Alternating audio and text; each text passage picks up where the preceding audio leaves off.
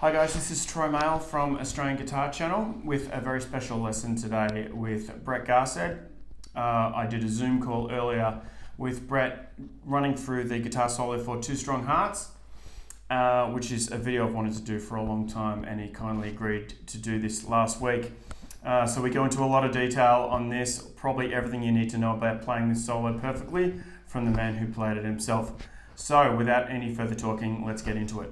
Brett, how you doing, man? Thanks for doing this lesson for Two Strong Hearts. How are you? No worries, Troy. I'm all good here. Yeah, under lockdown, doing all right. Okay, all right. I reckon it's best if we start, if you can tell us, because this is a famous slide guitar solo. So can you tell us what slide, kind of slide you're using for this, that you use generally? I have no idea what I used back in the day when I did it, because I think we did this in 1987 or something like that. But it would have been glass, but it might have been a little bottle that I'd cut the bottom off. But right now, my favourite slide has been for years the Jim Dunlop 211 is the model. Okay. And whenever I go into a store and they have slides set up, I buy as many of them as I can. Okay. So I'm like, instead of hoarding toilet paper, I hoard slides. So, all right. but yeah, I really like this slide because it's just I use fairly light strings. I'm like 10 to 52. I should be using 11s, but I don't know. If I was playing more often, my hands would probably be strong enough to handle 11s on a strap. But right now, I had to drop back to 10s. So the slide isn't too heavy, so it's got a nice mass to it. It's quite thick. Yep. And I like it to only come down to. You got to excuse me because I'm using it on the finger, but it only comes down to my second knuckle. It's not like the blues players who like it to come down all the way on their little finger. So okay. Yeah, I like that. So. And do you do any muting with your other fingers when you're playing slide? Yeah, I mean, I'll use. I suppose, as we'll see when we try and demonstrate this solo, I use my other fingers and like this part of my left hand for some of the higher strings. Okay. I'll just move this down a little bit. Yeah, some of the higher strings up around here. Okay. And for the lower strings, I'll use the heel of my right hand. So. Okay. If you watch guys like say Derek Trucks, who plays without a pick. I think Derek plays without a pick, doesn't he? Yeah. And even Sonny Landreth, who uses a thumb pick, you'll see Derek a lot of the times he'll drape his whole thumb across the lower strings. So whatever works, like once you put a slide of any like brass, metal, or glass on these things with distortion, they just turn into screaming wild animals, and you got to use any method necessary to keep them quiet. Okay, well, I guess that leads to my next question: is what kind of gain settings have you got on your amp? What's your setup for this back then and now when you play it? What's your I see you got your Marshall in the background. Well, actually, I'm not using the Marshall. I'm see if I can angle this. Which way am I going? That's all. I'm using the Axe FX3 at the moment. Okay. Yeah, I sort of mainly use that, but I mean, the Marshall's all right. That's a JCM 2000, and it's not a bad amp. I've got a couple of older Marshalls that I borrowed from a friend. But to be honest, I mean, all the sounds in this thing I've based on real amps, and I've tried to model them to make them sound as authentic as I can. So okay, so this is a pretty gain distortion driven sound. I mean, yeah, very. Like, I mean, if I don't play slide and open it, can you hear that? Okay. Yeah. Yeah, you can hear it.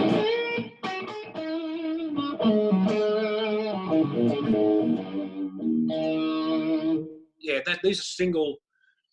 these are Virgil Arlo single coil pickups. So okay, I haven't got humbuckers or anything high output in there. So yeah, I think I'm running it's a Bogner model in the Axe FX3, a Bogner Ecstasy model, and I've got a fuzz tone of some kind in front of it.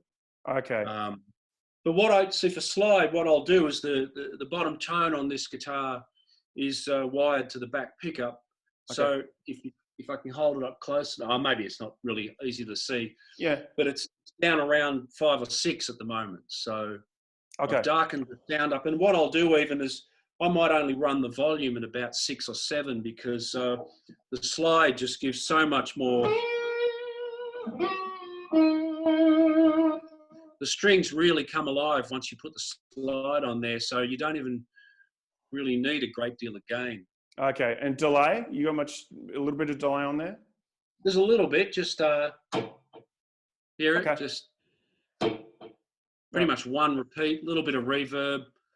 Okay. But yeah, that's just for my psychological benefit, I guess. But sometimes live, especially the reverb, you can't even hear it. So Yeah.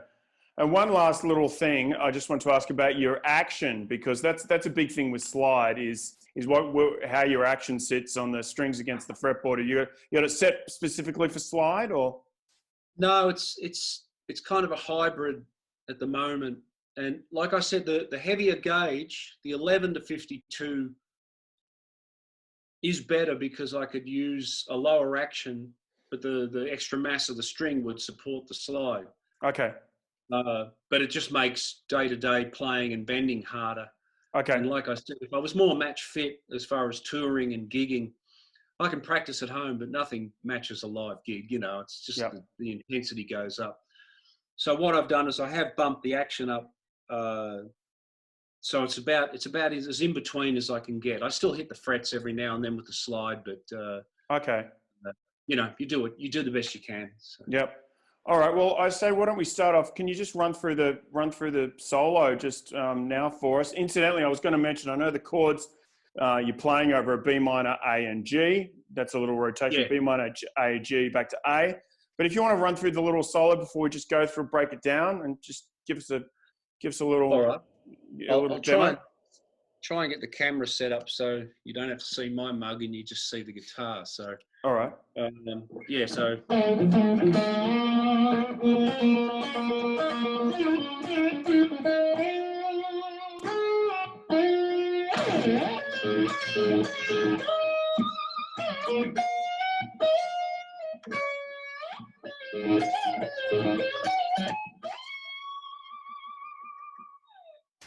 Beautiful. And there was no lag either. That did not cut out once. That's perfect.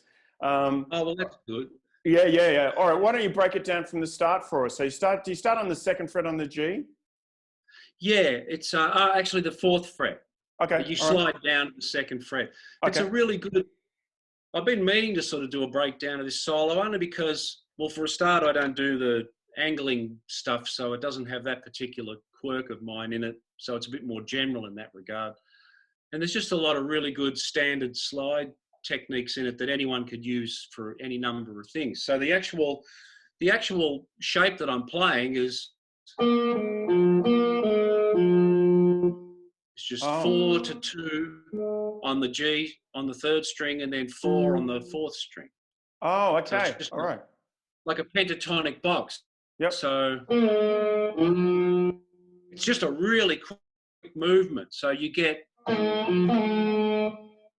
that really fast whining sort of sound or whatever it is.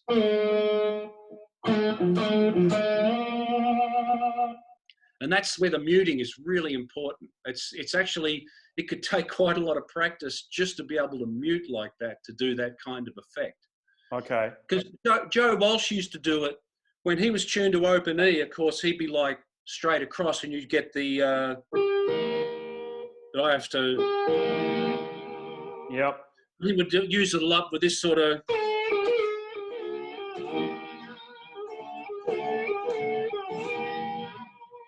That kind of sound. Yep.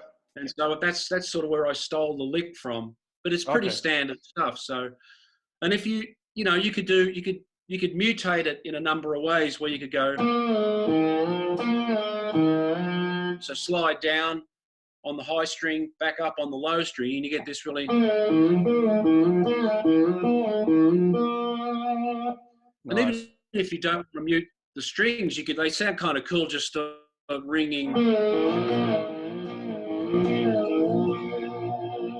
Get a kind of a Billy Gibbons ZZ Top kind of effect. Yeah. So With your vibrato on the slide, is it fair to say you're swaying evenly across the fret line, like perfectly evenly across, say, the 4th fret line there?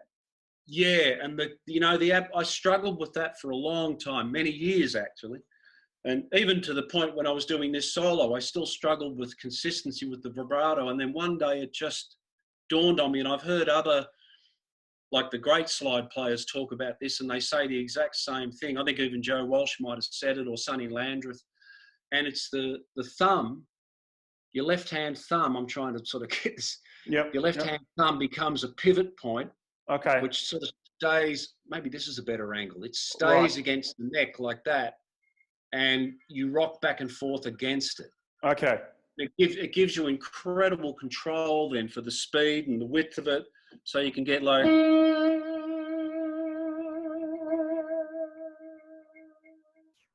I'm a huge Rory Gallagher fan, and Rory's vibrato was unbelievable, really, sometimes really wide and just epic. It was a great vibrato.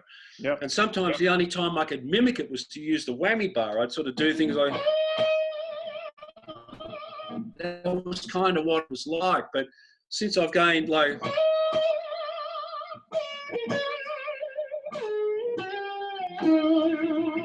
It's a great sound. It's really kind of matches his voice. I found a lot of guitar players that are also great singers like Rory. They sing like they play and play like they sing, like Ian Moss, you know. That kind of. But that's an incredibly pivotal.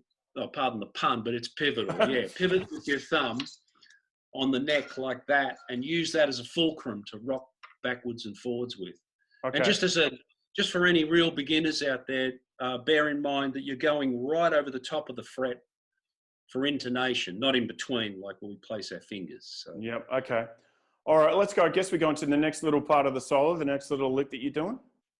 Yeah. So that first one, once again, is just. And that's where you got to really use that right hand flesh to mute this guy here. It's almost like a muted note, like a. Now the next one is all entirely on the second string. Okay. And it's just a series of pull-offs, but you use the slide to do the pull-offs. So it's a.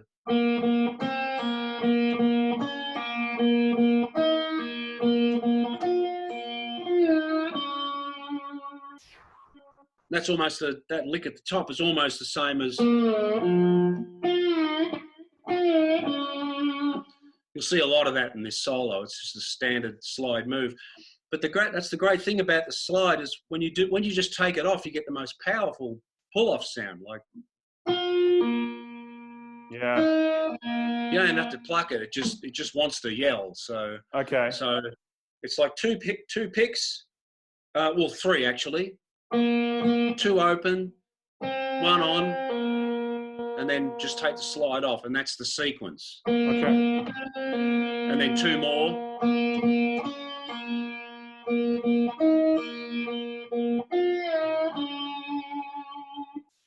Yeah, and then up to speed at.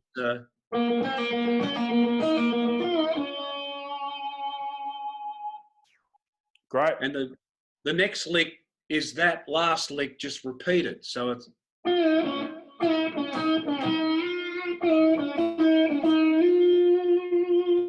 Which is the same as.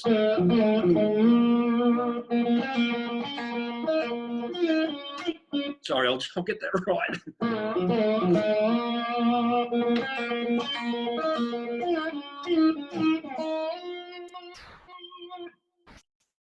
Yeah, so it's just that lick repeated again.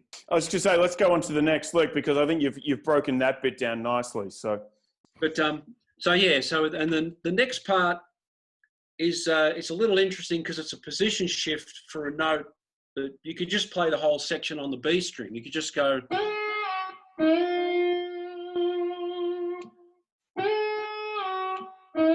That's all on the B string, but what I do is I go to 10 to 8, and instead of playing that F sharp on the 7th fret on the B, I play it on the 11th fret on the G because I like to do that.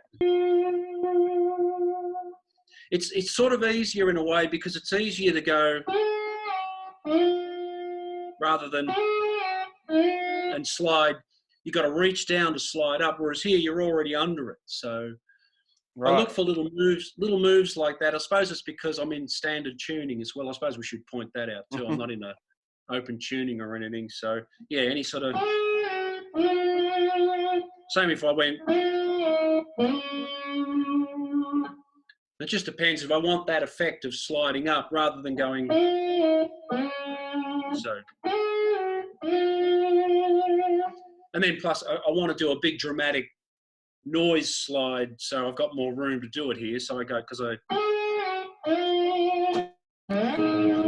then for the next section then. So I like a big so a bit of drama, you know what I mean? It's worth mentioning. It's worth mentioning what's going on in your right hand. You're doing a little bit of hybrid picking, aren't you, with this solo? No? Yeah. To be honest, it's mainly just the pick and my middle finger. It's really, I don't think there's a great deal of anything else going on. I don't think there's any other fingers involved. I think it's mainly just the pick and this guy. And it's not essential. It's not like it's a must do to play the solo. I maybe use it almost in a muting capacity because I think on this particular lick, that first line, I think I play it with the finger, and then the pick sort of helps to mute the bottom note. So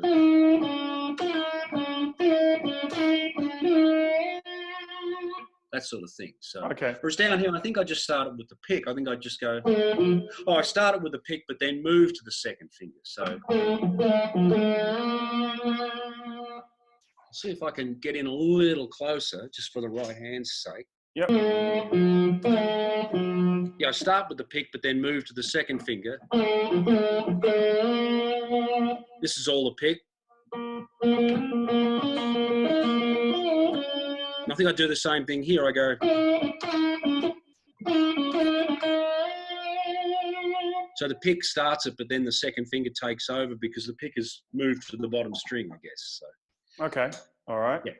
Great. That covers that. I reckon we go up to the next lick. Now you're heading up towards the 12th and 15th frets right now.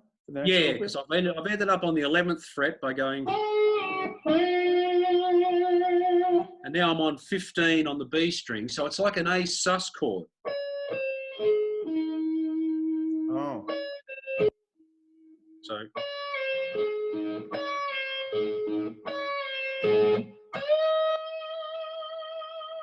I think that's it. Playing it slow is really weird. I'm so used to just jamming this thing out in one take. Yep. It's one of those solos that a lot of the other solos I just improvise, but this one I always play it the same way. And I don't know, I just like it. It just seemed to fit the song really well. So anyway,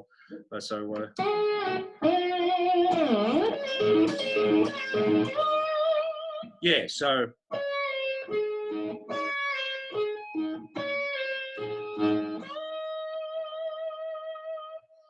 And I'm not so worried. I'm not trying to mute those strings. I let them ring, so you get the full chord. So.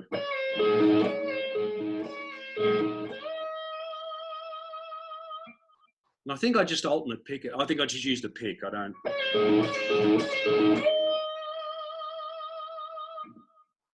Yeah, so that is a really fast lick, isn't it? That bit right there, when you play the song at speed, it's a pretty rapid fire thing. It's pretty fast. The very last lick is a killer. To be honest, I'm not even totally sure I did that in a take. Like they may have combined 2 takes, I think, because it never struck me as something I would have done naturally. It's hard to say. When I was, especially back then, I was such an instinctual player. I didn't really know anything about any kind of theory. So it was a real throw your hands at the guitar and see what happens kind of deal and use my ears to try and make sense of it. So who knows? I may have done it, but I don't know. I wondered if they might have done a bit of a button move on the mixing console and just for that very last lick. Okay. and then just a pentatonic.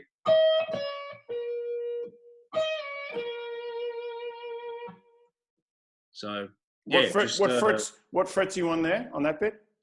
On the second string, 17, 15, and then 16 on the third string.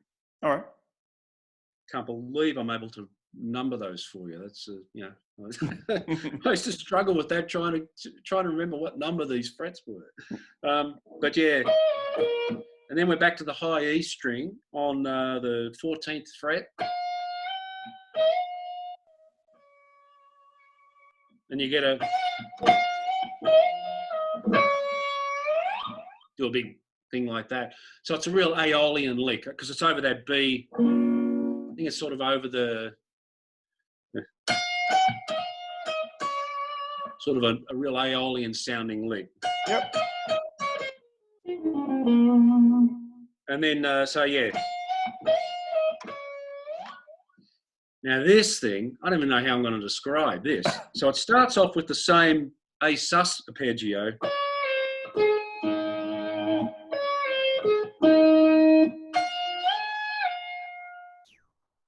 And then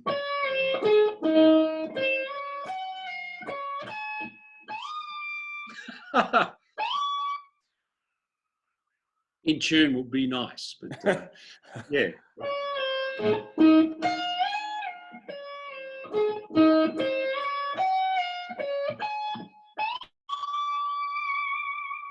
All right. Do you reckon you might be off just to that last little bit? Maybe just call out some. Yeah, even if you're picking it, is fine. I was going to say I might even do it with my fingers, so you know what notes to aim for. So it's on the B string, it's 15, 14. Yep. And then on G and D, it's straight across at the 14th fret. Yep. Then on the high E, it's 14, 17.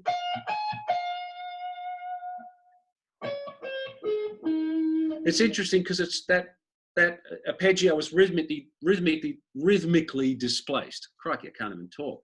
So it's sort of like 1, 2, 3, 4.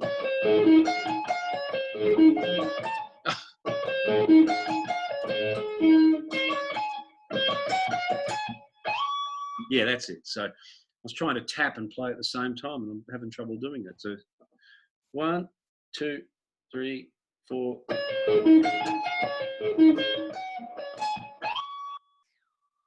So.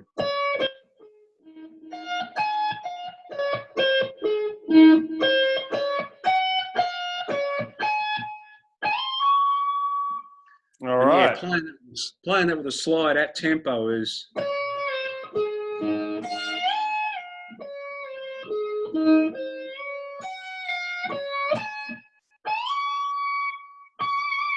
Sometimes I'll do the Sonny Landreth trick and actually use my finger there. Sometimes I'll use my finger to fret that one note and then, but I try to do it.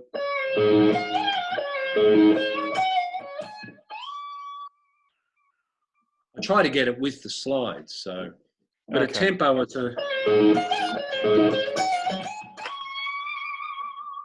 hard. It's tough, yeah. That last note's always a little touch and go. I've been pretty consistent with it lately, but yeah, it's pretty painful if you miss it.